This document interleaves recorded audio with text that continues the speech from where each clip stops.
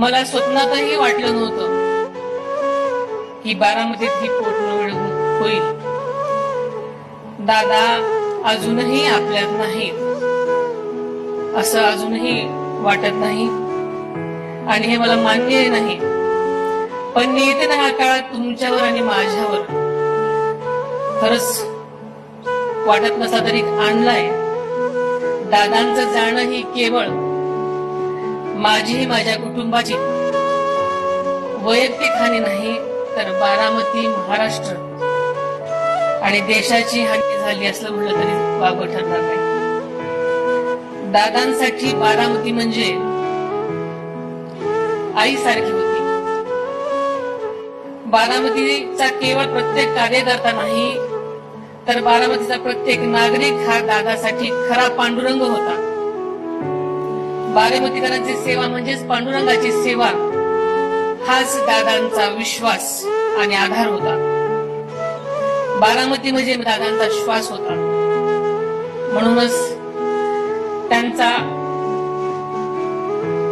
अखेरचा श्वास देखील बारामतीच्या मातीतच विसावला.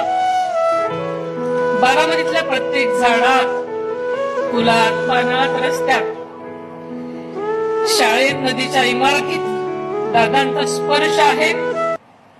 त्या निर्जीव इमारती, ती न बोलणारी पानं आणि फुलं सुद्धा आज दादांच्या आठवणीने रडत आहेत. बारामतीकरांच्या विकासासाठी, आदरणीय दादांचं स्वप्न पूर्ण करण्यासाठी मी माझं दुःख सुद्धा तळघरात कोंडलं आणि अत्यंत धीरानं आपल्या सगळ्यांसाठी बाहेर पडले. आदरणीय पवार साहेबांनी या बारामतीला विकासाचा दृष्टिकोन दिला.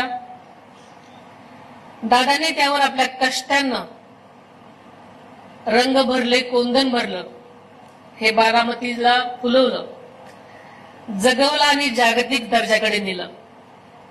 आपल्या बारामतीची प्रतिष्ठा जराही कमी होऊ देणार नाही हे बारामतीकरांना मी यापुढेही वचन देते.